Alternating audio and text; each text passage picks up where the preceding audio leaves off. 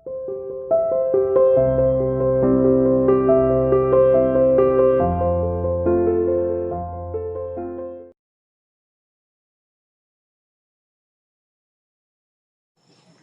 again, you are welcome, beta. Today, this is our fourth chapter of history, class 8, tribal people, Dikkus, and the vision of the golden age. Chapter का नाम ही अपने आप में बहुत कुछ कहता है। ट्राइबल पीपल जो ओरिजिनली इनहैबिटेंट माने जाते हैं हमारे देश के, भारत के, ठीक है ना, जो फॉरेस्ट में रहते हैं। डिकूस, जो ट्राइबल पीपल है वो डिकूस शब्द का इस्तेमाल बेसिकली आउटसाइडर के लिए करते थे, जो भी उनको लगता था कि ट्राइबल कम्युनिटी से नहीं है, यहाँ के ओरिजिनल रहने वाले नहीं है, उनको डिकूस कहते थे। और बेसिकली उन्होंने ये शब्द का इस्तेमाल किया यूरोपियन कम्युनिटी के लोग जो हमारे देश में, चाहे वो ब्रिटिशर्स भी हों, आके उन्होंने शासन करने की तरफ एक कदम उठाया, एज ए ट्रेडर हो या फिर किसी और पर्पज से, ठीक है ना। तो they were called dikus by the tribal people and the vision of the golden age. उनका अपना एक सोचना था कि अब ब्रिटिशर्स तो आ गए हैं यहाँ पर भारत में, ट्राइबल का जो कब्जा था फॉरेस्ट के ऊपर, they were fully depend upon the forest for their living, for their खाने के पर्पज के लिए, या फिर किसी भी रहना, खाना पीना, सोना, सब कुछ ट्राइबल पीपल का फॉरेस्ट में ही होता था। और कपड़े भी उनके उसी तरह के फॉरेस्ट से बनते थे। और इस तरह से अगर उसी कम्युनिटी को, जिनका जीना फॉरेस्ट के साथ है और मरना फॉरेस्ट के साथ है, उनको वहां से बेदखल किया जाता। They were evicted from the forest region and वहां पर कुछ डेवलपमेंट का काम होना शुरू होता है और उनको वहां से निकालने की कोशिश ब्रिटिशर्स ऐसे लॉ बनाते हैं, फॉरेस्ट लॉ ऐसे तैयार किए जाते हैं। तब वो एक विजन देखते हैं अपने पास्ट की, जब ग्लोरी को याद करते हैं कि उनका पास्ट एक गोल्डन एज था जब उनका शासन था। और उन्हीं में से ट्राइबल पीपल की कम्युनिटी के एक लीडर के बात आती है, वो मुंडा कम्युनिटी के थे। हम बात करेंगे अलग अलग कम्युनिटी की, ठीक है ना, ट्राइबल पीपल्स में। और मुंडा कम्युनिटी से बिरसा मुंडा की बात होती है, ठीक है ना। और बिरसा मुंडा बेसिकली ये छोटा नागपुर का क्षेत्र है, जिसमें आज का आपका उड़ीसा, छत्तीसगढ़, झारखंड का कुछ क्षेत्र आता है और बिहार का कुछ पार्ट है। यहाँ छोटा नागपुर अपने आप में काफी एक आज भी for the purpose of resources के संसाधन के मामले में इंडिया में सबसे रिच है। और इसी क्षेत्र पे बिरसा मुंडा निवास करते थे और उन्होंने अपने इन सभी ट्राइबल कम्युनिटी के लिए एक मूवमेंट चलाया और आखिर में उस मूवमेंट के रिजल्ट भी आए, जिससे कि ब्रिटिशर्स को, यूरोपियन कम्युनिटी से जो प्लांटर्स भारत में आए थे, उनको मजबूर कर दिया।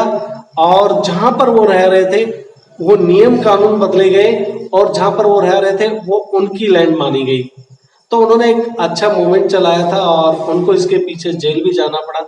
काफी बड़ा स्ट्रगल है बिरसा मुंडा का, ठीक है ना। तो आज हम डिफरेंट ट्राइबल कम्युनिटी के बारे में बात करेंगे, किस तरह से वो अपना भरण पोषण, खाना पीना करते थे, क्या उनका प्रोफेशन था, जंगल में किस तरह से वो अपना, ठीक है, जंगल में कुछ सामान का प्रोडक्शन होता था तो वो तो उनकी अपनी रिक्वायरमेंट पूरी हो जाती थी, बट कभी कभी उनको गुड्स का एक्सचेंज भी करना होता था। उनको बहुत सारी चीजें ऐसी भी होती थी जो उनको अपने यहाँ पर फॉरेस्ट से नहीं मिलती थी, तो वो क्या करते थे, एक बार्टर सिस्टम है कि जो उनके पास में जो प्रोड्यूस होती है उसको देके बदले में ले लेते थे, ठीक है ना। यानी कि सामान के बदले में सामान खरीद लेते थे। और किन से खरीदते थे? दे वर द ट्रेडर्स, जो आते थे वहां ट्रेड करने के लिए, उनसे। और फिर कभी कभी उनको अपनी खेती करने के लिए कभी मनी लेंडर से पैसे की भी जरूरत पड़ती थी और ये मनी लेंडर्स और ट्रेडर्स से काफी परेशान हो चुके थे। मैं बात कर रहा हूँ ट्राइबल पीपल की। डिफरेंट अलग अलग कम्युनिटी अलग अलग रीजन में रहती है और इनसे छुटकारा पाना चाहते थे and they were called the outsiders also, ठीक है ना, उनको आउटसाइडर्स बोलते थे tribal people.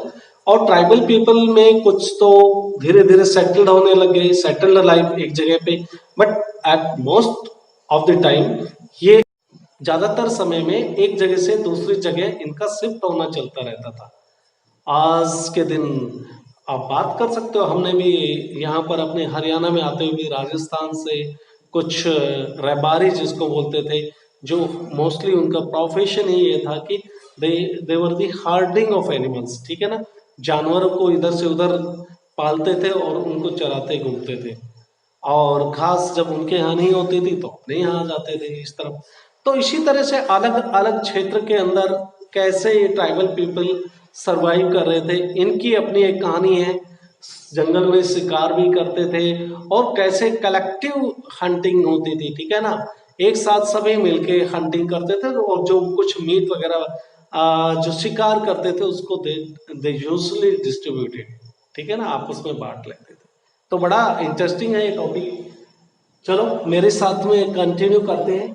How did the tribal groups live like. तो bye 19th century tribal people lived in the different parts of the India and were involved in variety of activities।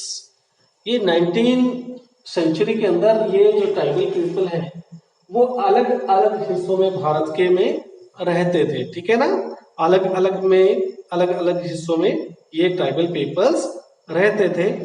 और इनके उनमें से कुछ ऐसे थे जो झूम कल्टीवेशन करते थे। झूम कल्टीवेशन की भी हम बात करेंगे। व्हाट इज द झूम कल्टीवेशन?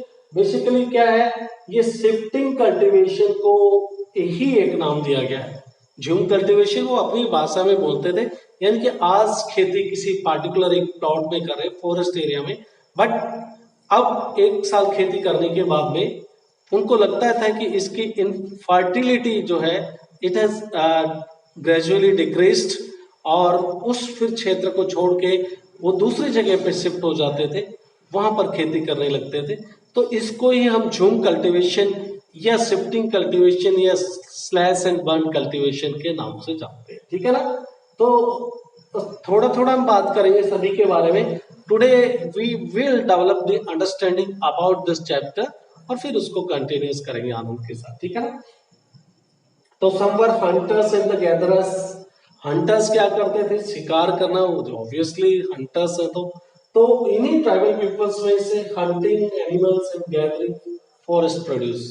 हंटिंग करते थे और फॉरेस्ट का प्रोडक्शन जो होता था उसको गैदर करते थे, ठीक है ना। तो उसमें बेसिकली जब आप बात करते हो तो Khonds community living in the forest of Orissa.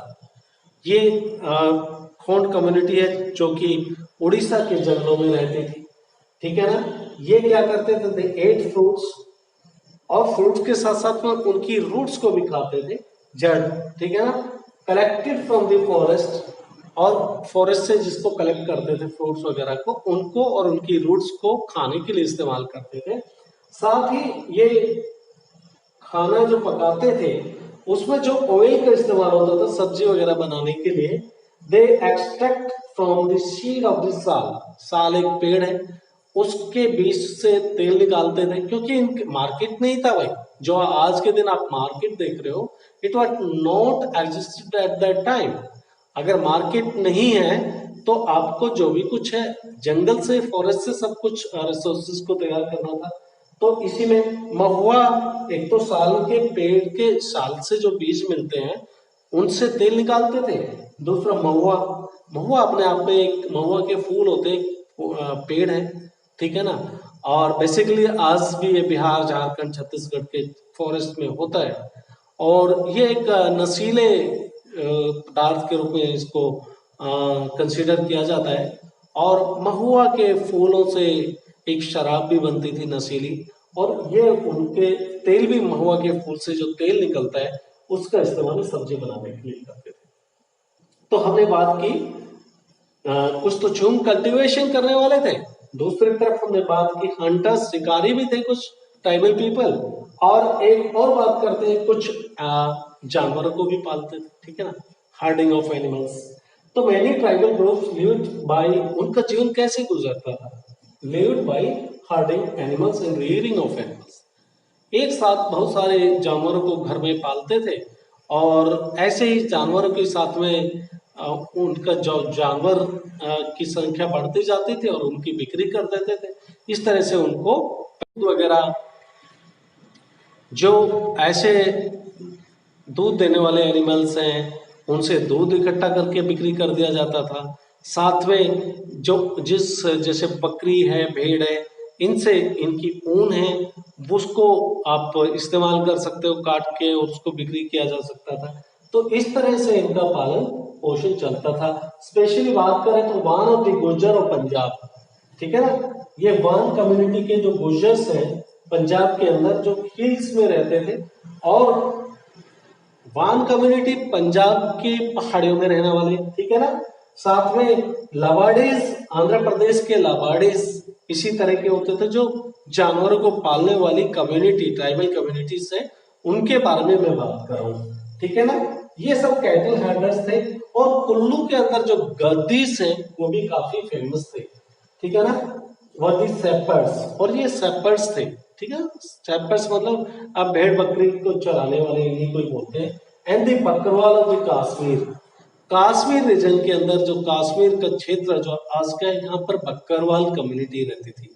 और बकरवाल मतलब बकरी शब्द अपने आप में ही बताती है कि they used to rear the goats, और उनको पालते थे। इसके बारे में आपने सुना भी होगा, जो कारगिल वार है तो पाकिस्तान से जो इन्फिल्ट्रेटर्स जो घुसपैठी आके हमारे यहाँ पर बैठ गए थे पहाड़ियों में, उनके बारे में सबसे पहले जो इंफॉर्मेशन है ये बकरवाल कम्युनिटी ही काफी सिंसियर है।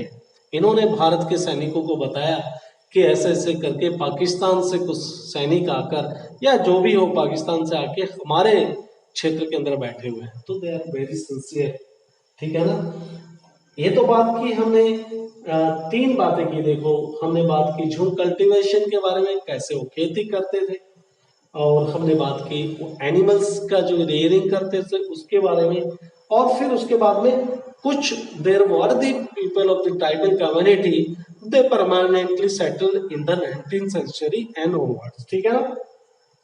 तो 19वीं शताब्दी के अंदर कुछ tribal people they settled permanently, एक जगह पे रहना शुरू कर दिया। और उनका जब एक जगह पे आप रह के खेती कर रहे हो तो अल्टीमेटली जो है उनको वो लैंड का ओनरशिप भी मिल गया, वो उनकी जमीन हो गई।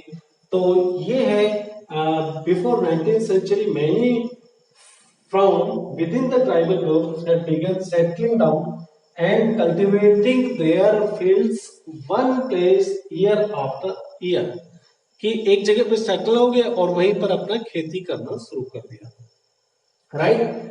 तो they began to plow and gradually got right over the land they lived on.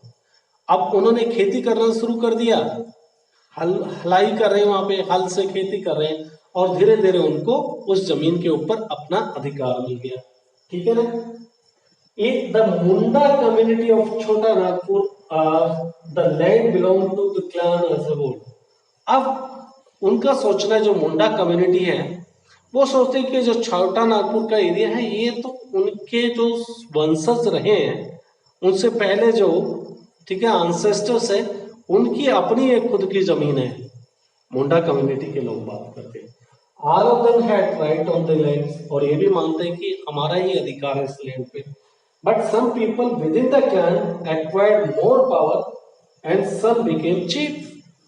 और उसी क्लैन के अंदर, उसी वंश के अंदर, उसी डायनेस्टी के अंदर बात करो तो उनके पास मुंडा कम्युनिटी में ही कुछ के पास में ज्यादा पावर हो गई, वो अपने आप में चीफ कहलाए। चीफ का मतलब लीडर्स कहलाए, ठीक है ना। और ब्रिटिश ऑफिसर्स सेटल्ड, देखो ब्रिटिशर्स भी ट्राइबल पीपल को दो पॉइंट ऑफ व्यू से देखते थे।